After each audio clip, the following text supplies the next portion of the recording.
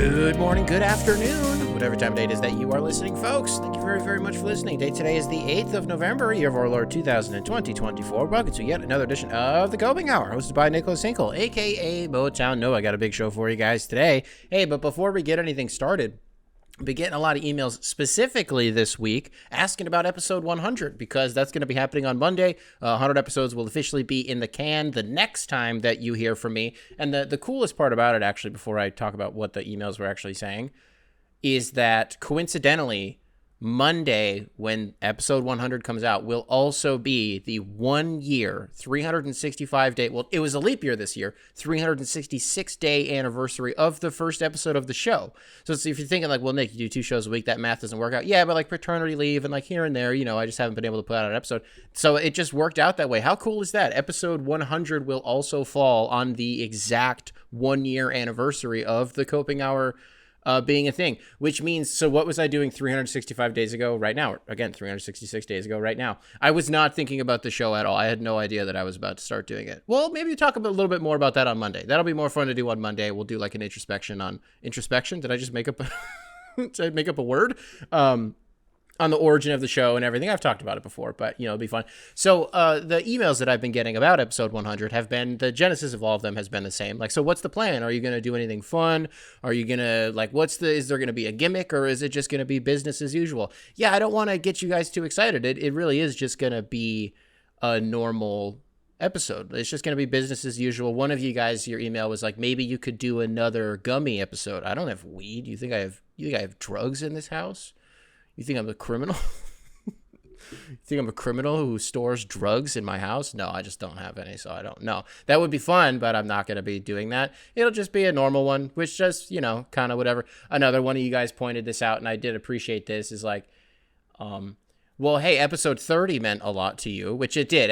Getting 30 episodes done of this show did mean a lot to me. I feel like all the stuff I'm about to say, I feel like I should actually just save for Monday. So I am actually going to put a lid on this, and we'll just revisit it for episode 100. But it is just going to be a normal episode for that. So, hey, you know what? Impromptu segment.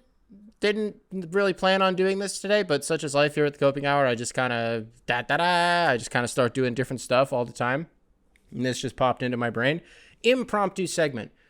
Shit that people need to stop emailing me about.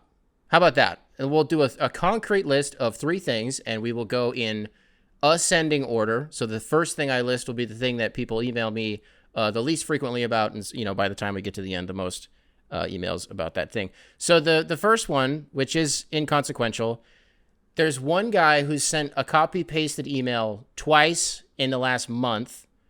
The last one he sent was at 2:30 in the morning. And then like 5 other people have also tried to flag this for me and get this on my radar. That Denny Avdia was at one point in his life in the IDF.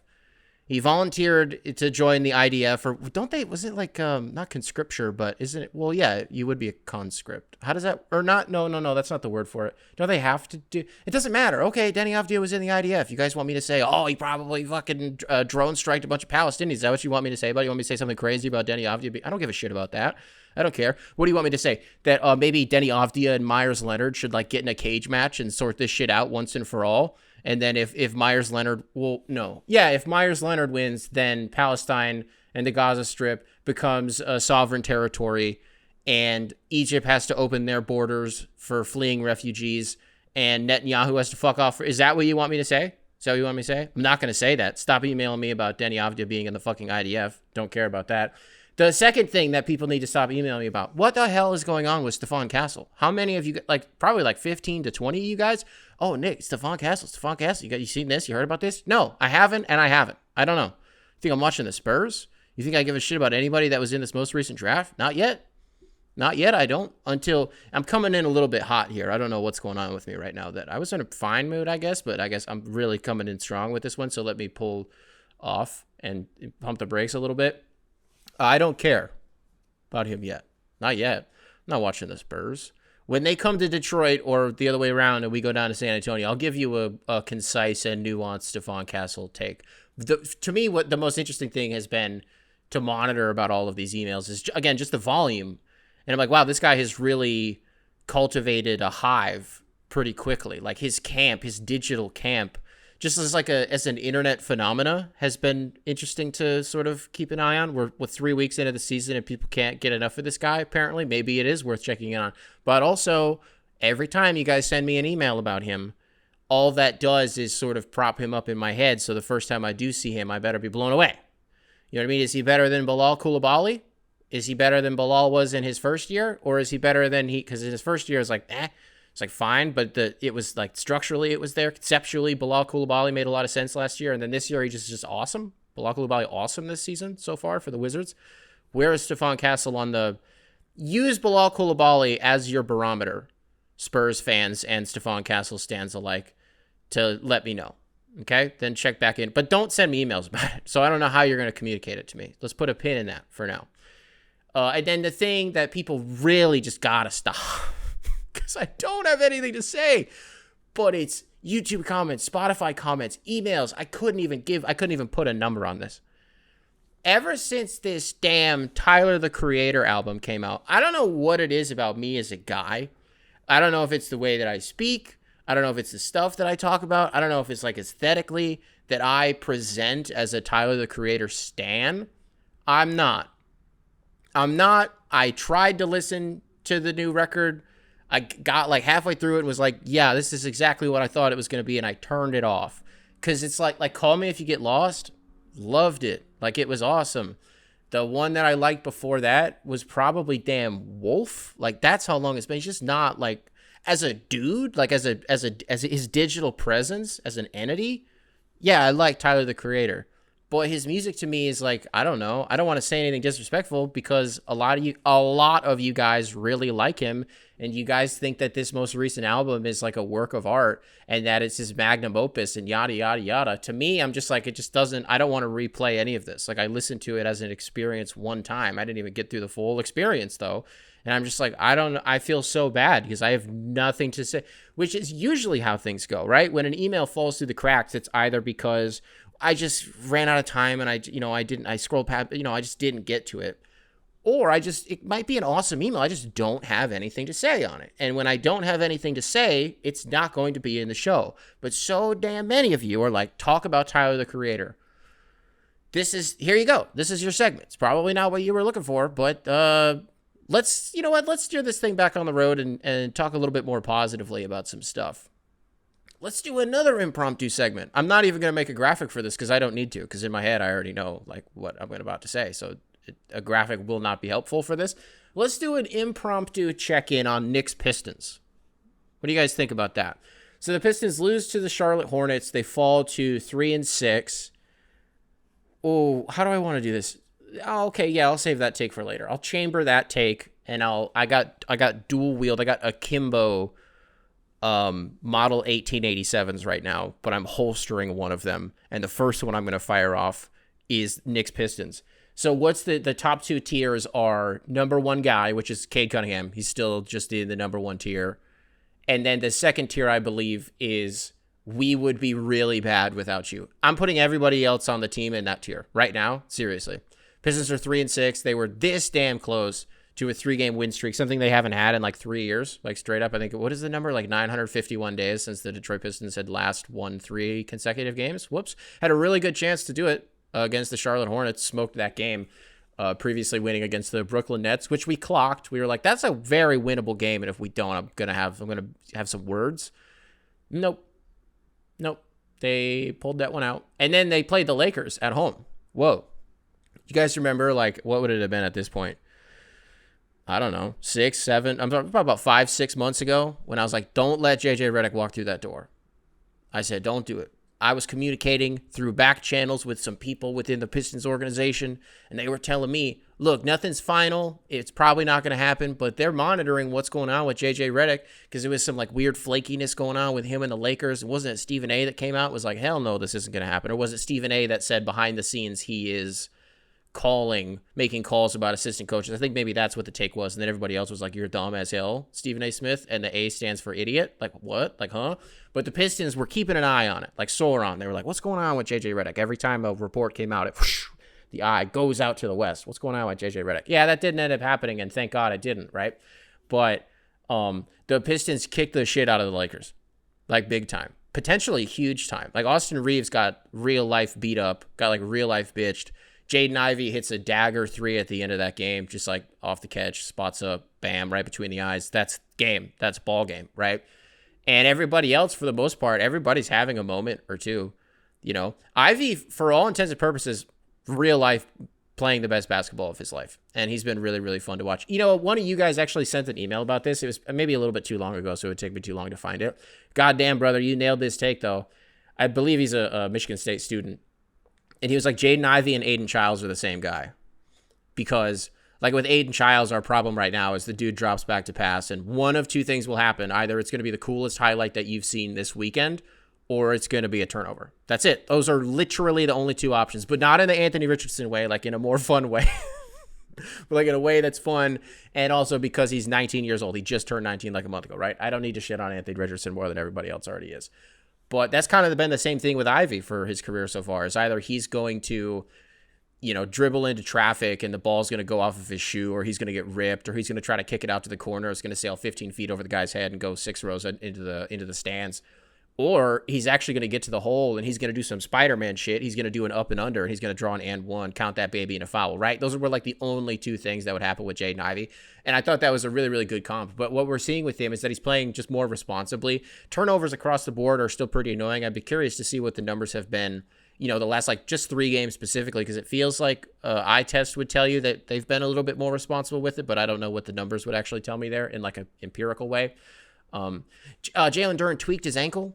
Again, this is the 9th ankle injury that he's had since he got in the NBA. Whoops, that's a thing. Hey, how about all those really embarrassing Pistons fans who, and I mean that, bold italics underline embarrassing, who, 2 games into the season were like, Isaiah Stewart should not be in the NBA, and he's a bum, and he's a criminal, and he needs to be executed. How's that one looking? Because he's looked pretty good the last couple games, just as like an interior defender, and as a dude who can has only had, 2 dunks this season? That's kind of surprising. Also, Ron Holland going into the Hornets game was 1 for 16 from 3.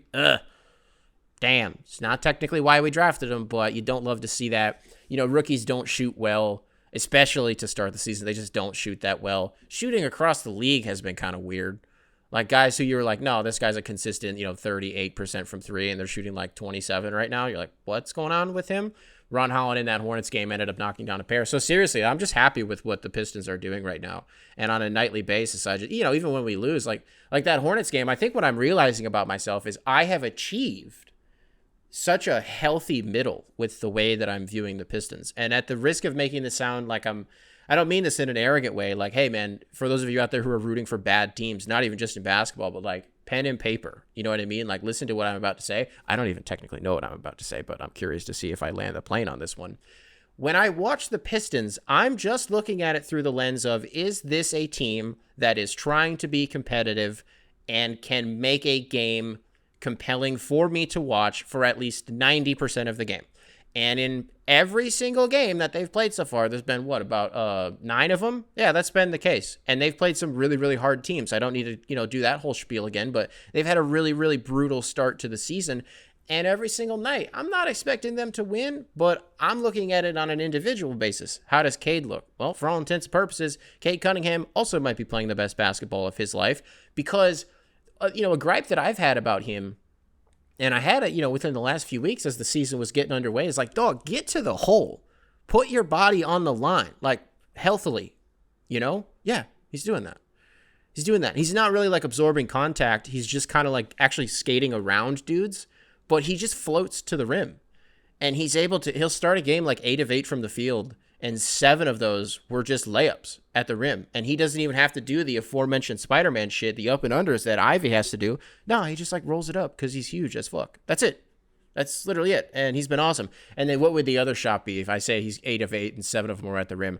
It's probably just a 15-footer. Maybe he got in the lane and put up a little teardrop or something like that. But man, he's just been awesome. And then, we talked about Ivy a little bit. You're getting it out of the role guys. People still not totally happy with Tobias Harris this season. But to make my point, I'm watching the Charlotte game last night. And for those of you who didn't see for those of you who didn't see the Pistons Hornets game, what am I saying, right? Unless you're fucking Ryan Russillo or a fan of the Pistons or the Hornets, you were not watching that game. So the Pistons are down by 1. They're down by 1. All Charlotte has to do is inbound the ball and get fouled, and they'll probably go up by 3, right? They'll make both of their shots, and they'll go up by 3. About 15 seconds left on the clock. They inbound the ball to Brandon Miller, and he gets hounded by Malik Beasley, and he and Ron Holland steal the ball. Ron Holland goes coast to coast, and he lays it up. Pistons are up by 1, about 5 seconds on the clock. Timeout Hornets. As they're inbounding the ball, I say out loud, as long as this goes to Miles Bridges, if he's going to be the one to do this to us, that's fine. That's fine with me. But LaMelo's not going to get this shot off because they're just not going to let him get the ball, right? In my head, I didn't say this out loud, but I was like, let Grant Williams shoot this motherfucking ball, right? Let it go to him. I don't understand why that guy shoots threes. Numbers-wise, no idea. Surely there's been a season where he's been awesome because I otherwise don't know why he shoots as many threes as he does. Yeah, that's actually exactly what happened is Grant Williams ends up with the ball 5 seconds on the clock and he puts up the 3 brick, but Malik Beasley did not box out Brandon Miller, and Brandon Miller got a little tip in at the buzzer to win the game for the Charlotte Hornets. And the reason that I'm recounting this is because the Pistons lost in a really brutal way. In dramatic fashion, the Pistons just kind of laid an egg at the end of the game. Any other year, I'm fighting someone. There's a fist in a wall somewhere. I don't even punch walls, but I've always wanted to. What does that feel like to punch a wall? I've always wanted to do that, but I'm just never that mad. Never been that mad. I usually hit my chest. I usually hit myself. No, I don't do that when I'm mad. I do that when I'm excited. But anyways, Brandon Miller wins the game on a tip-in. I go, and I just turn it off. That's it. And then I just went back to playing video games. That's it. I didn't need to really think about it anymore because I was like, well, the Pistons played a fun game. It sucks to lose that one, for that one to slip away, but like it's a bigger picture thing. And, it would be nice to bank some of those wins early in the season. But, going into that game, they're in 10th place. That's the plan. They're above Milwaukee right now. Like shit could be worse. You know what I mean? So good for the Pistons. JB Bickerstaff, by all accounts, getting a lot of media praise. People really enjoying having him around. Still cannot believe Luke Walton is on my bench. I don't mean that in a bad way. I just mean it like, that's Luke Walton. That's Luke Walton. That's really weird. You grow up watching a guy, and he's like sort of mythologized in my head a little bit. I don't really even know what I mean by that, but it's just weird. Is it because of the Lakers thing? Is that why I'm so weird about it? It's like, wow, this is a guy who got shit on by the media because he was the Lakers coach and the Lakers weren't good, and so that automatically meant that it was his fault? Oh, okay.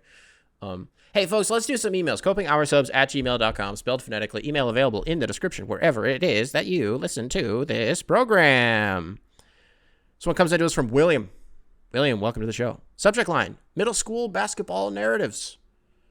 Nick, hope all is well. In the last episode, you mentioned the fact that you would be interested one day in coaching a basketball team, and at one point, you had even applied for a job as a high school coach. All the time on the pod, you say that you watch and care about basketball for the narratives. I have been laughing since the last podcast at the idea of a middle school basketball coach who has no love for the game, but is just there for the player narratives. Imagine considering a kid's basketball game not through the lens of winning, but through the perspective of little Timmy's 8th grade legacy. Just a thought. William, you got the gear spinning here. I don't know how long I'm going to be able to riff about this, but you got the gear spinning. I think this is a really funny prompt, so I appreciated this from you, brother. POV, you're a 7th grade boys basketball coach, and you're going through tryouts, and you figure out, okay, this kid's good. You assemble your roster, and then as soon as the first few practices start, there's like a standout kid. Like, he's really good. Something about this kid. This is our one. This is our number one for sure, right? But then on the 4th day of practice, this kid shows up, and he and his 7th grade girlfriend are outside, and they're like doing it, they're hugging, and she's seeing him off to practice. And this coach is like, he looks at it, and he's a football brain guy. He's a baseball brain guy. And he goes, wait, his girlfriend's ugly? His 7th grade girlfriend's ugly? That means this guy has no confidence. I'm benching this guy. This guy is our 6th man at best. Do something like that, right? And then everybody puts a label on him. They're like, this guy's fucking wild. This guy's crazy. I'm really starting to lose myself with this. Stay with it. Maybe you'll find a funnier joke in here somewhere. This guy's crazy, but what if it works, right? There's a method to his madness. What if the guy who comes up next, because his girlfriend is, I don't want to say his girlfriend's a smoke show. I don't like this joke. What's a different one that I could do? I don't know. That's like a Colin Cowherd thing, right? This is that a line in Moneyball too. I'm starting to really lose myself. Here's a different one. So a kid has his mom bring orange slices as the team snack at halftime for one of the games, right? But there wasn't enough for everybody. There's only like 13 kids on the roster. There wasn't enough for everybody, and the oranges were really soggy and dry. They were soggy and dry at the exact same time. Coach benches that kid because he's a selfish player, and his mom is not nice, and he doesn't care about his teammates. He didn't want them to be nourished at halftime. Benched, off the team, banned, suspended from the team. William, I'm actually going to move off of this one because I think I'm just going to kind of run myself into the ground. So I gave it a shot, brother. That was a great email. Let's do a different one. Let's do this one from Quinn. Quinn, welcome to the show. Subject line, Dynasty versus Flash in the Pan. Which is better? Hey, Nick, longtime listener from the I Drank Wine and Roasted Your Favorite NBA Players video. Wow, that is from a while ago. That is like big time, like from the beginning. I really appreciate this, man. Back to the email. Just watched the Monday episode, and I heard the T-Wolves guy talking about how he feels stressed about watching the team because the games matter more now than they ever have for the franchise. I completely understand his point and thought that maybe my perspective as a Kansas City Chiefs fan could add something onto that. In the first couple of years with Mahomes and Tyreek Hill and those guys, it was a lot of fun. It did bring a lot more stress to football, the football watching experience. But in all honesty, having a chance to make it out of the AFC West or even be good in general was incredibly exciting, and I remember loving those teams. Now, when I turn on the games, and then parenthetically you said, you can do the Tucker Carlson voice if you want. I'll give you guys a break from that. But episode 100, I'm probably going to do it a lot. Thank you for giving me the green light on that, though. Now, when I turn on the games, Mahomes make the offense work almost single-handedly, and the defense is stifling to most teams, except a few with a very dynamic offense. That, combined with some of the other bullshit ref calls and some of the hatred that goes along with being a perennial powerhouse, gives me a sense of dislike and, as I previously mentioned, boredom, to the point where I don't really have ambition to turn on the games anymore. I don't care about offseason pickups or the draft because it feels like it doesn't matter. It feels like whether the on-field product is good or whether it is bad, they will come away with a win either way. It's since they've already climbed to the proverbial peak in 3 of the last 5 seasons, it doesn't feel like there's anything to work towards. This is crazy. I love it, but this is crazy. There's still more email. I just want to say, we'll do it all at the end. Back to the email. On the flip side, I'm also a Kansas City Royals fan. You can probably sense the pattern here. And even though they haven't been good in a while, this year because Bobby Witt Jr. is a baseball god, that kid is a wagon. Is he still a kid at this point? Yeah, he's definitely a kid. They have been complete and utter dog shit on and off the field. They haven't been fun to watch or to go to games to, and the players have usually been here for 1 or 2 years and then leave, so it's hard to develop a connection to a lot of the guys. That is not the case with the Royals of 2014 and 2015. They went to back-to-back World Series, winning one of them, and then dropped off the face of the earth once again. I have such fond memories of all of those players and the games and the moments and the plays and the narratives that were created in that time, and I find myself watching those highlights over and over again almost monthly.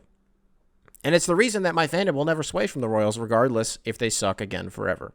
This could come across as a spoiled Dynasty fan or also just someone who is nostalgic for the past, but I genuinely believe that counterintuitively, Dynasties aren't as fun for fans as Flash in the Pan and great entertaining teams are. Anyways, love the show, and I've made it my part of every Monday and Friday routine, so thank you for that. Thank you very much, brother.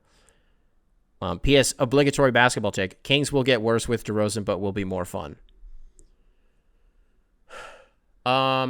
Definitely more fun. I'd be surprised if they got worse. Have they figured out the pecking order? How is that going? I don't know. I got nothing for you there. I don't think this comes off as like spoiled Dynasty behavior. I don't think that's what I'm getting here. I think the way that you consume it is just really funny.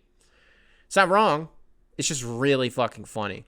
Because I love the idea that you just got bored of how good the Chiefs are. And that to you, there's like zero consequence to even watching the games because like the odds are that they're probably going to win because most people in your position have been waiting their entire fucking lives for a team to be as dominant as the Kansas City Chiefs have been for the last 5 years with a quarterback who has been as dominant as Patrick Mahomes has been on like a generational level for the last 5 years. Like the new boogeyman in the NFL is your quarterback. And you're like, oh, man. Oh, I'm going to go check it on the Royals. Oh, they're down 7-2 in the second inning. That's fine. I got time. Maybe they'll turn it around. That's bizarre. That's bizarre. Now, I agree with you, actually, though. The sentiment of, yeah, when it's Flash in the Pan, that's more fun. right? Because it's stripped of its expectation, when it just kind of happens. When you have like the Tigers this year, the reason why it got so fun is because they had no business even making the playoffs, let alone winning a playoff series, let alone taking the Guardians to 5 games. They had no business doing that, and they should not have done that, but they did. The team was really bad. They just got really hot at a really good time, and that is so compelling. That is so fun to watch, rather than the team who, slightly to your point, that you're expecting them to always be awesome, and then they are awesome. They spend the whole year being awesome, and then they win a championship or at least make a deep run. And as long as it doesn't end in a stupid way, if they don't win a championship, you're just kind of like, yeah, like, yep, it's exactly what I thought was going to happen. Where as a Lions fan, I don't need to, I keep talking about the Lions, man. We haven't even played Sunday night. Dude, just do this later. Do this later. Don't make it about you. I don't think that part of it is crazy, the flash in the pan shit. Again, because when it's more spontaneous and just kind of out of left field, no pun intended, it being baseball, and then it's just kind of over, it's such an isolated moment where all of the memories are so vivid, as opposed to, and I don't know, I mean, maybe there's a Patriots fan out here who can kind of attest to this, like, how much harder is it to remember certain games or certain plays when you're just good for 15 years?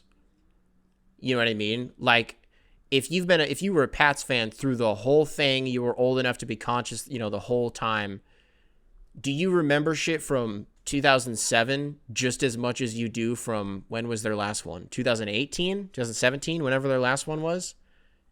Get what I'm saying? I feel like at some point it just kind of starts to blend together because you've just been good the whole time. And I think, like, Kansas City getting DeAndre Hopkins is fucking insane. That's crazy. Like, that it really is for me, because Kansas City just does this. They just keep doing this. We're in the middle of the season. They'll just go trade for a receiver, and you're like, what? What? Like, they don't even have Hollywood Brown right now. They don't even have that guy for the whole season, I don't think. And D-Hop showing up on Monday night might have been the best offensive game for the Chiefs this season. And D-Hop was a really, really big part of that. And the fact that Mahomes is throwing to that guy, it's not like he's on the tail end of his career. Like, he's not DeAndre Hopkins. You know what I mean? But he's still really, really good. And you take him over a lot of other receivers on your favorite team right now. You know what I mean? Especially when you consider what Kansas City had to give up for him, which was essentially nothing for one of the best receivers that we've seen in the NFL in the last 15, 20 years. Like, DeAndre Hopkins is amazing. It's very, very funny to me, the idea that you just kind of get unimpressed and bored of this routine success that you see from the Kansas City Chiefs. We got another one. Where is it? Is it this one? Yeah, it's this one. copinghoursubs@gmail.com, spelled phonetically, email available in the description, wherever it is that you listen to this program. You want to talk about flash in the pan, there's one in here. This one comes into us from Michael. Michael, welcome to the show. Subject line, just gotta get my shit off. Hey, Nick, first-time emailer, long-time listener, big fan of the show. This may be a long one, so pick and choose what you want to read. Well, you typed it all. No, there are paragraphs. I'll try to speed through it. I'm a Philly sports fan. I grew up an hour north of Philly and had a good time being fun. And had a good time having fun with my pals, mostly enjoying my time at school, just normal stuff that would lead to a sense of loyalty to the place I spent my formative years in. I love my hometown fellas and made some great memories, so I have an attachment to that area and the sports teams that come with it. With the exclusion of the Flyers, you said that you are also a Devils fan. Let's see. Let's bump this down. It wasn't until moving to a new city, Pittsburgh, that I started getting real sick and tired of the sports culture surrounding Philly. Not just the way that our teams are perceived by other fans, but the toxicity amongst Philly fans as well. You expressed your disdain for Philadelphia in your latest episode, and although 2 years ago I would have been pissed, today I couldn't really blame you. And it's not really about the players, although I understand many people don't like Embiid. I think he definitely has his flaws. And sometimes it's hard to love watching him play, but most times, at least in the regular season, it's really, really easy. But I digress. Like Rick Toffin from Keynote or Toten. Back to the email. It's not about the players. It's about the ... aura, I guess. It's just something... I'm sorry. It just always seems that there's something shady surrounding the city as a whole. It's probably all the fucking Italians. Never mind. Despite the fact that the Sixers, Eagles, and Phillies are all consistently successful teams, I can go on about local politics, the state of the city as a place, the pros, the cons, etc. But at the end of the day, it's just another mid-Atlantic city, bigger than Boston, smaller than New York, the middle child. I get that all those cities tend to be popular to dislike, especially in the sports world, but Philly definitely gets the brunt of the hate amongst the big three East Coast sports towns, and to be honest, it's deserved. It seems like we're known for choking, booing, ruining prospects, and just being overall miserable as a fan base. I can't blame Sirianni for jawing at jeering fans when we played the Browns because it's fucking annoying that we have to boo, that we love to boo our own team. Anyways, I don't even know what the point of this essay was. I guess I'm just questioning my loyalty, but I'm not saying I want to jump ship. Sports culture in Pittsburgh is just as strong as Philly, but there seems to be more positivity surrounding its teams. I guess I just get jealous of my fellow citizens of the Burgh. Oh, call it the Burgh in Pennsylvania? Y'all call, hey, where you going this weekend? Oh, I went to the Burgh. That's fucked up. I guess I just get jealous of my fellow citizens of the Burgh not having to deal with the drama that comes with being a Philly fan. But they don't have an NBA team, so haha.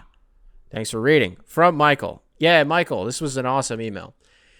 Philly fans, you guys are the ones that booed Santa Claus, right? That was you guys. Everybody loves to talk about Philly fans booed Santa Claus. Yeah, that was the thing that happened.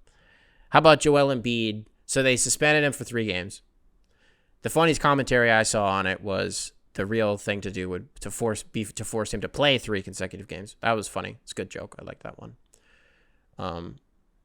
It's probably the right thing to do by the NBA. Even if, in the last episode we were like, fair play, Joel Embiid. Like, yeah, I probably would have done the same thing. Even then, I don't know. Can I give you guys my Embiid? And we'll talk about the email in a second. Can I give you, another Embiid take about the whole thing? I get, on TV, you have to present it in a way that's violence is never the answer. Never? It's never the answer? I don't know. Felt like a pretty good time to...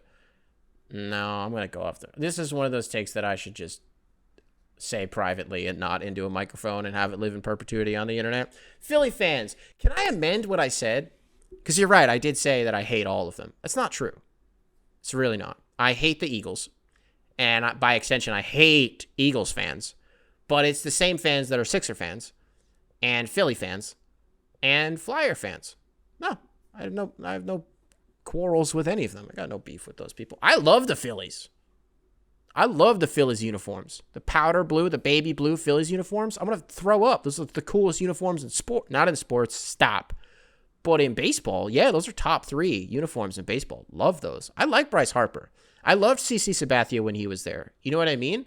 The late 2000s Phillies, we talked about it on this show. Flyers, could I name Giroux? Yeah, Giroux. What was his first name? When I was a kid, do the Flyers still do this, the boards being orange? Is that still a thing in Philly for the Flyers? Because if that's still a thing, that rules. That's awesome. It at least was when I was a kid.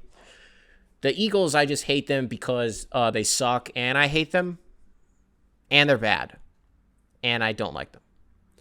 But it's tricky because Jalen Hurts was my guy at Alabama.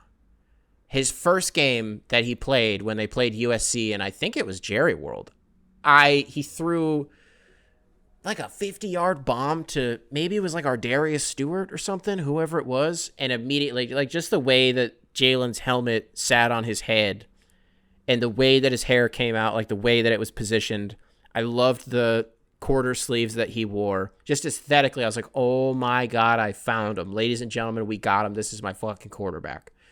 And then he was amazing that year. He ruled. And then he comes back next year. He cuts his hair. He was also amazing. And that's the year that Alabama would go up by so much because of Jalen and, whoever else, that they would bring in Tua when it was Alabama's up by 50. Let's throw in the twos for these last couple possessions, and Tua would get some run. And then Alabama makes it to the Natty. And by this point, Kiffin got fired as the OC. They bring in Brian Dable, and Brian Dable ruined Jalen Hurts. He broke Jalen Hurts. Tua ends up coming in the Natty, winning it for him, and the rest is history, right? The only reason that Jalen Hurts lost that first national championship was because Clemson fucking cheated, and they ran a pick play on the last play of the game. Was it Deshaun Watson to Renfro? Had to be what it was. It wouldn't have been Trevor Lawrence. It had to have been Deshaun Watson to Renfro. They ran a pick play. They're fucking cheaters. Dabo Swinney. Oh, I don't use the transfer portal because the transfer portal is not of God's earth. Actually, it was in the Bible. Dabo. Parting the Red Sea. Ever fucking heard of it? Trying to find a better home for the Israelites? Transfer portal. If I've ever goddamn heard one. Loved Jalen Hurts, but now he's an Eagle. He goes to a Super Bowl. I'm like, well, how am I supposed to root against him? Because he's playing Patrick Mahomes. And I like Patrick Mahomes. And I love dynasties. So it's pretty easy for me there. Other problem, I really like Devontae Smith. Other problem, I really like Lane Johnson. I also really like Saquon Barkley. I also really like a lot of the guys on the defense. Like the players I don't have a problem with. But I'm spending a lot of time on this, and I feel like I'm kind of going nowhere. I don't really know if the juice has been worth the squeeze on this one. Pittsburgh, is that real? Is Pittsburgh real? Some of you guys just get your blood just fucking boiled. Pittsburgh to me is this. Bridges. Guys got a lot of bridges.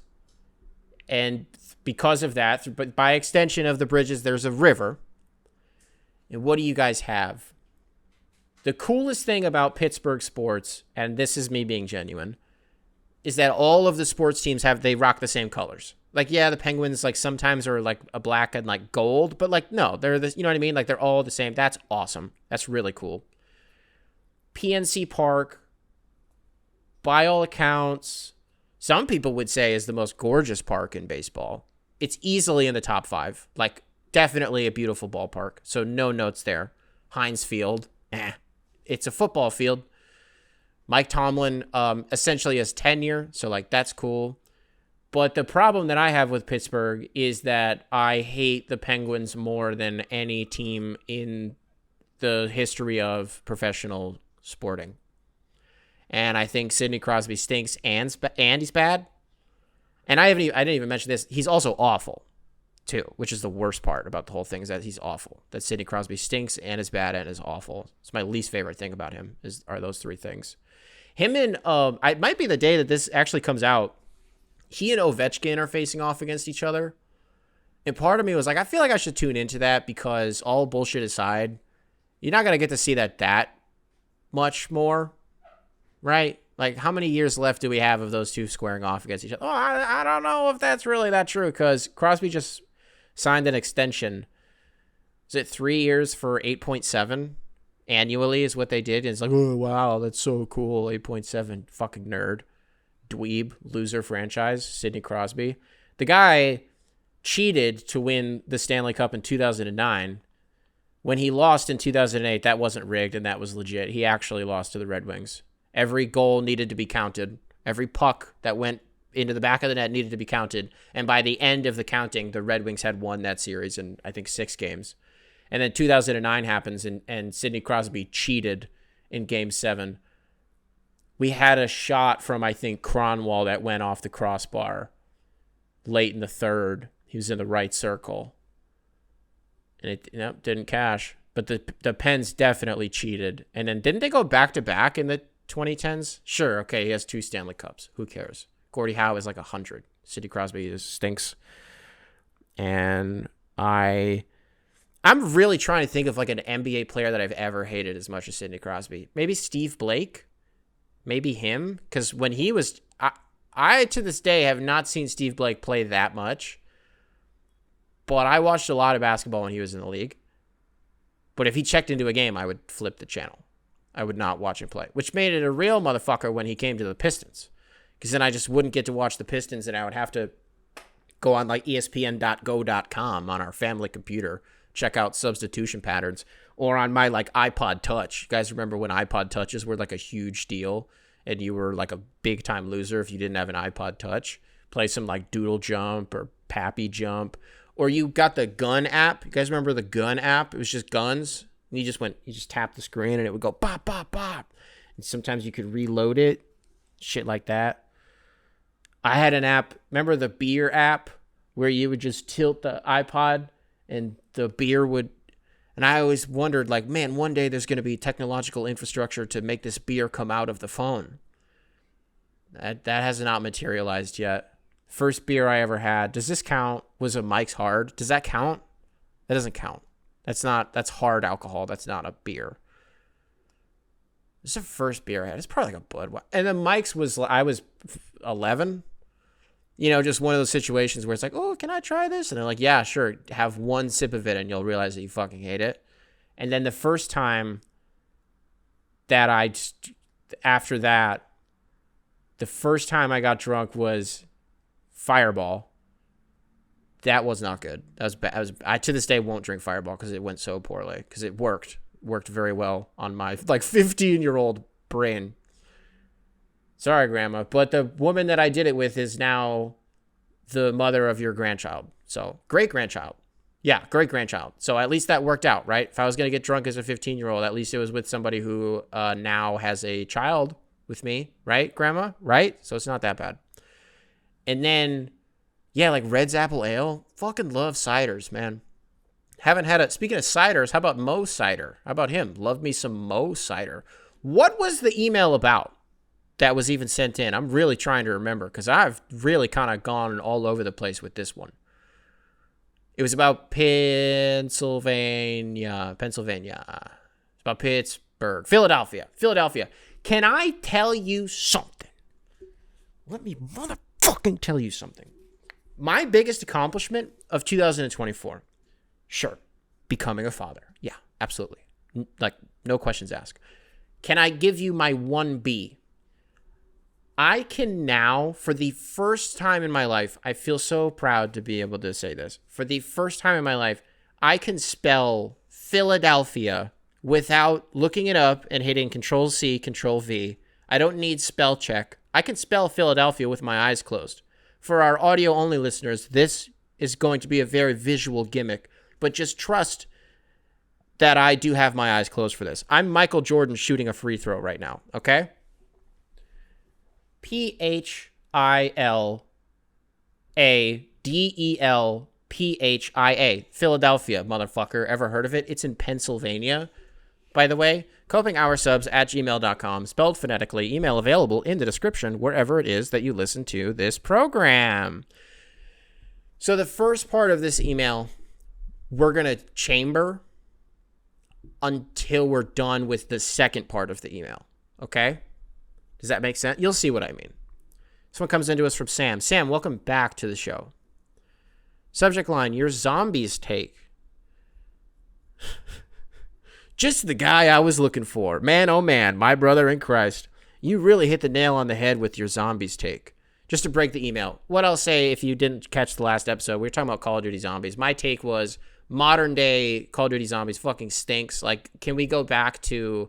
And I'm not trying to do the back in my day shit, but it's just too much now. One of you guys left a comment that was like, if I have to open up the internet while I'm playing zombies to figure out what the fuck I'm doing, then this is a bad mode, right?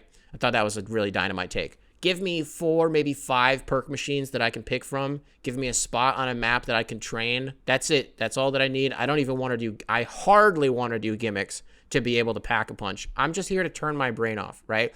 For me, Ascension was the pinnacle of zombies. Most hardcore zombies players hated it because it was just too easy. Yeah, that's why I liked it. Guess what? That kind of had a gimmick for being able to pack a punch. You had to do all of the landers. I also loved the monkeys because if you got all of them in time and they didn't touch the perk machines, you would get a free perk. And that was like the OG way. It was like, I think that was the first time that you were actually able to have more than 4 perks at a time. And so the cheese to it was, don't open all the doors and then you just won't be able to pack a punch. And then eventually you can get all of the perks. You just set up claymores all over the place and then they can't touch that. Anyways, man, let's get back to your email here. So that was the zombies take. Is it just, I appreciated it more when it was watered down. Back to the email. Unfortunately, all of those things that you mentioned are just ways for the developers to make it more palatable for newer players. That is the bottom line for them. That being said, in my expert opinion that you did not ask for, I'd say save the memory and download Black Ops 3. My personal goat. I'm 26, so I get it. 1 and 2 were the peak. But they did some great stuff in this one. The last DLC that came out, that they came out with is remastered versions of all of the classic Blops 1 and 2 maps, Ascension included. The maps look crisp and are a breath of fresh air, but it's not enough change to make you feel like you're losing that sense of nostalgia. You don't even need to use the gobblegums. I will literally pay for it on your behalf. That's how much I believe in this product. Okay, maybe that was a joke. No, but seriously, I'll pay for it. So that was the first part that we're going to address all of that. Here's one joke. I'm not kidding. This actually happened. Like the Wired autocomplete, Reddit undercover. It's actually me, but this actually happened. So Kino der Toten gets remastered like this guy is talking about. And didn't they remove all the swastikas? People were like, what the fuck? Where's our history? Where's the swastikas? Where's our gamer history? Can't remove the fucking swastikas out of this game. Because then I don't even know where I am. This may as well not even be damn no Nazi Germany. I could be in Texas. People were really mad that they took the swastikas out of that game.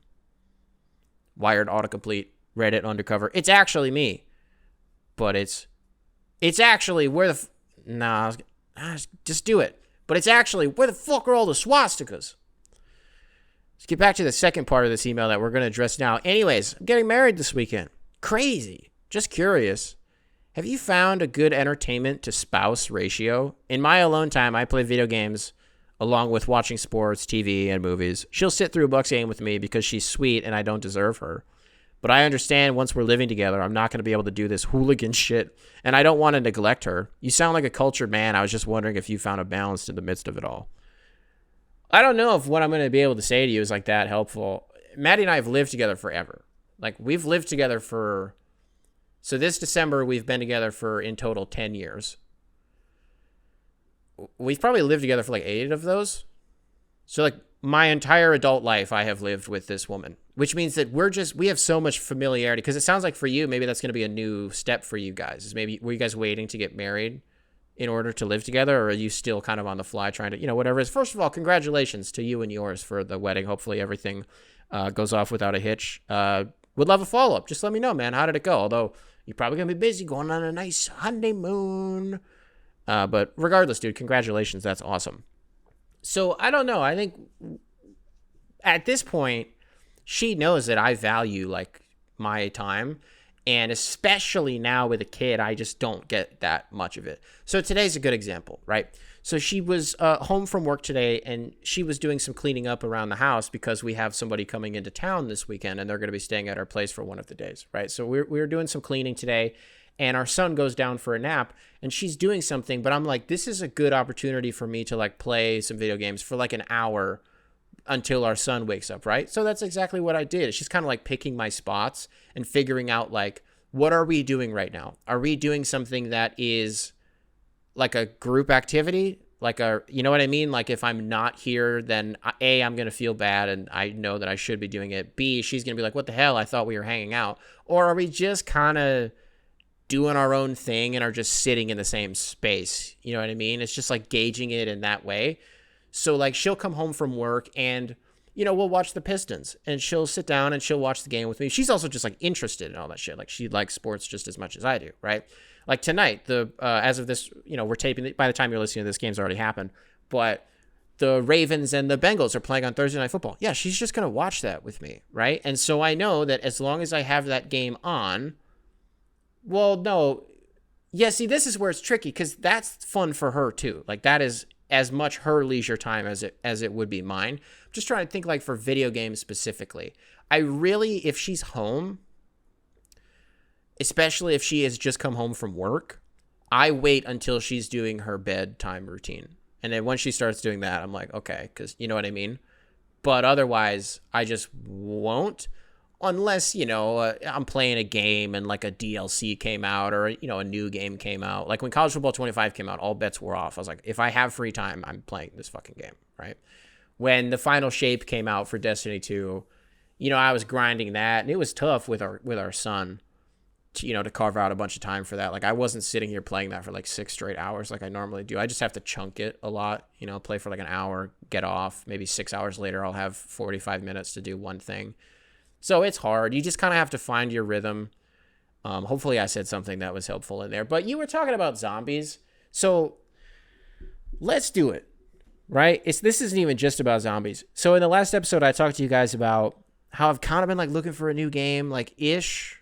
Some of you guys were curious. And then I said that I downloaded Black Ops 6. And this is the first Call of Duty that I've played since Modern Warfare. I did the whole zombies spiel that, we just talked about.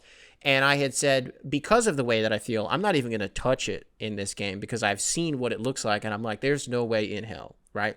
So by this point, I've played all 3 modes. I've probably got like 3 hours of total game time in there. I got to tell you something. Black Ops 6 is awesome. Like and this is not an ad. This is not an endorsement. Well, it is an endorsement. This is a free ad. This is a verbal ad for free that I'm doing on behalf of Call of Duty Black Ops 6 and Treyarch. It's really fun, top to bottom. The campaign is cinematic.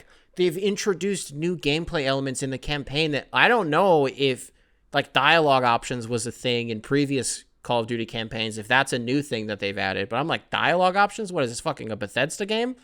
Speaking of Bethesda, I'm picking locks. I'm like, what is this? Is this Starfield? Is this Skyrim? I can pick locks in this game? There are like very slight open world elements to certain missions. Not, very light spoiler there. I just finished one where I'm like, oh, they're just kind of giving you free reign to do this however you want to do it. It's really interesting. And the narrative is so compelling as well. It's a continuation of, all of the games from Treyarch that have preceded this for like the last 15 years at this point, about 10, it doesn't matter, 10, 15 years at this point. And I'm having a lot of fun.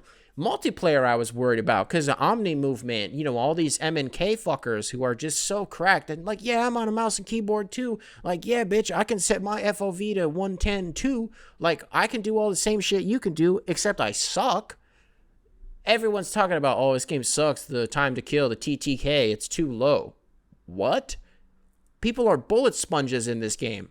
That's the one thing I've noticed. I always stop shooting too early and then I die. I think my KD in the, handful of matches that I've played so far, probably rocking like a 1.5. Like, I'm not crazy, but I'm like, I don't know. It's like really fun though. It just feels really, really smooth. Having a lot of fun with that. Zombies. Oh my God. It rules. I can't believe it. Like the round-based shit, I knew they brought that back. I'm like, wow, cool. No, I'm like, loadouts? Hell no. I'm like, armor plates? Absolutely not. Chopper gunners and like hellstorms and shit like that? Not on my watch. Not today. Yes to all of it. I can't believe how fresh it feels while also feeling like, in some ways, what I'm like, the zombies have health bars? They got numbers popping out of them? Like, this is fucking Overwatch? Like, absolutely not. No, dude, yes. It's really fun. So there's 2 maps out right now. There's one that's a little town in West Virginia, and then there's one that's like a prison. I got 2 rounds into the prison one and got scared and turned it off.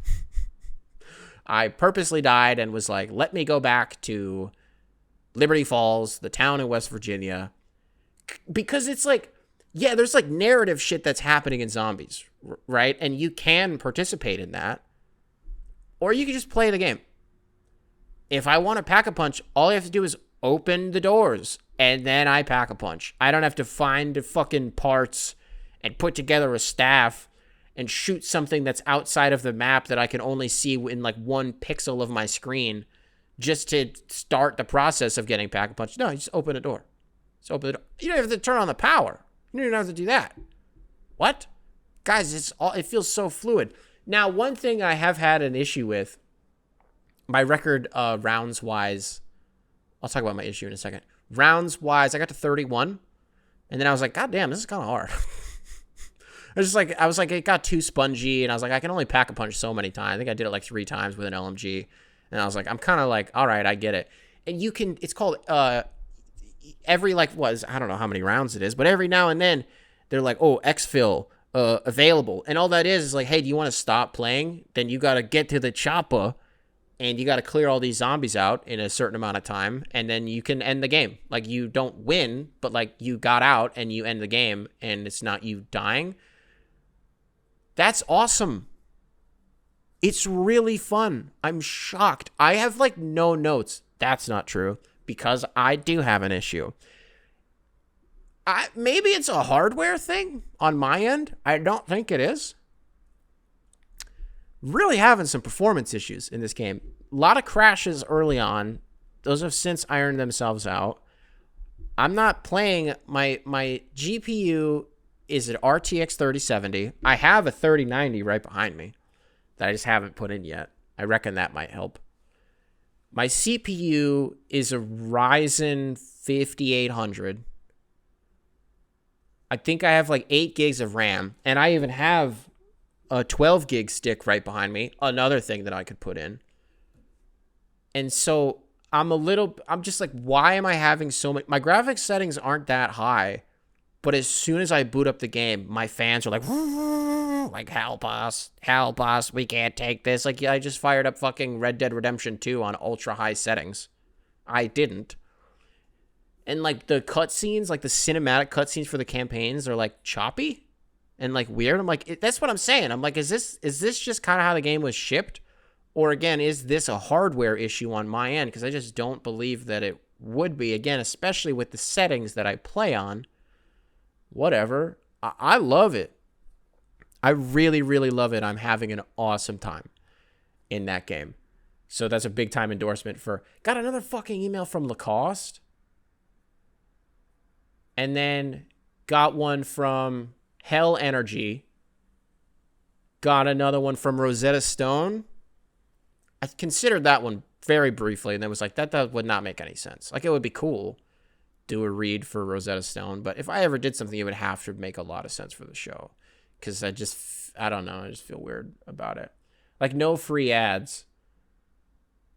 But here's what I would say. If there's anybody out there, even one person, who after I did my endorsement of the Shirley Temple 7-Up, if even one person went out to the store and got that, I would be like, successful free advertisement, which I'm also doing again right now on behalf of 7-Up Shirley Temple Edition. If even one person, because I know they would have loved it. If you're the person out there who you're like, holy shit, he's speaking to me right now. Like, I'm the one who went out and actually got it on his recommendation. How was it? Did it blow your fucking head off? Because it probably did. Now, I don't think, like, we got 12 of them. I don't think we needed 12 of them. If they made them in just, like, little bottles or something like that, do they make them in 2 liters? I don't even know if I would want that. If I got a 2 liter, I would definitely... The fucking loser who left a comment, it was like... I said something about, we got, the 7-Up Shirley Temples, and they got a case of beer. Guy's like, you need to drink more water. What, are you fucking my mom or something? Are you the police? Are you the principal? Are you the teacher? What sort of stomach measuring Nazi science are you doing that I can't? You don't know who I am. You don't know my life. You don't know how much water I drink. What, I can't have a little treat? Can't have a little something after a hard day inoculating my kid? You know how hard I work all day? A motherfucker wants a Shirley Temple and you're like, drink more water. Fuck you. Hey, Spotify listeners, we gotta talk. Spotify listeners, turn it up. Turn this up. You in the car right now? You got subwoofers? Turn on the woofers. Let's hear those dogs bark. Hey, so I asked the Spotify listeners in the last episode, as a new segment, I guess, on the show. Not a segment, but a recurring theme. When we start to end the show, I talk to the Spotify listeners and tell them what to comment on the show. Or rather, each respective episode. In the last episode, I said, leave Pythagorean's theorem. Just that. Just whatever it is. And I said that Spotify's new fancy schmancy artificial intelligence would tell me if you Googled it or not. 2 of you did. 2 of you did, and you have been permanently banned from ever listening to the show again. So we are down 2 soldiers in the Coping Hour constituency. Press F to pay respects. But what I had a problem with is, so all of you said a squared plus b squared equals c squared. Pythagorean's theorem. All of you said the same thing. I spent probably the first 10 minutes getting really angry reading those comments. Because I was like, there's no way this many of you are this dumb. I was like, it's y equals mx plus b. But then I Googled it. And I was wrong. So Spotify crew, I owe you an apology. I got mad at you guys, and I was the one that was wrong. I said to leave Pythagorean's theorem, and you all did that. You all did that. And then it's user error. It was a user error on my end. The hardware in my brain, my Neuralink wasn't working. I haven't even talked to you guys about that I got the Neuralink. Feels great. I'm humming like a bird.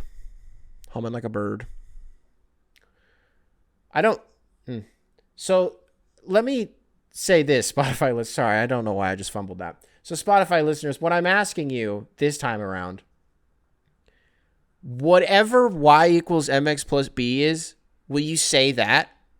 Will you say that? And then after this episode, I promise we'll do something fun. We'll stop doing math shit. We'll stop being dorks in the Spotify comments. YouTube comments, because I haven't been showing you guys any love.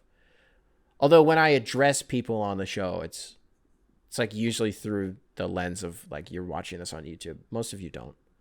And then I don't want to, hey, if you're like me out there and you're dating a woman and you are also scared of the hoes and you backseat the relationship in the sense that it's like, you have the ball and I'm just like, what do I need to do for you? Like that. Like, sure, initiative. Sure. But you know what I mean? If you're like me, I don't want to scare any of you guys, but we've had an uptick. 2% more women listening to the show in the last 30 days than ever before.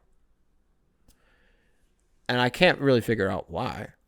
So fellas, is it you showing the show to your partners and then they're like, I'm going to listen to this in my spare time? That would be cool. 2%.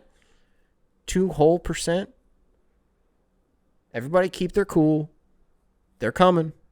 The ladies are coming to take over the coping hour the same way that Australians took over Canadians in the coping hour constituency as the dominant secondary force in the constituency. Australians really, really gunning for that number 2 spot, and they've got a comfortable lead right now. And then after that, Canada, England, Ireland's up there, some French guys. Folks, if you're listening to this on Spotify, be sure to rate 5 stars. Tell me what y equals mx plus b is. Is that Pythagorean's theorem squared? What is that? If you're watching this on YouTube, be sure to leave a like, subscribe. Nice little comment for the algorithm. And I will catch you guys in the next one. Beautiful. Primary control. Beautiful. Primary control. Beautiful.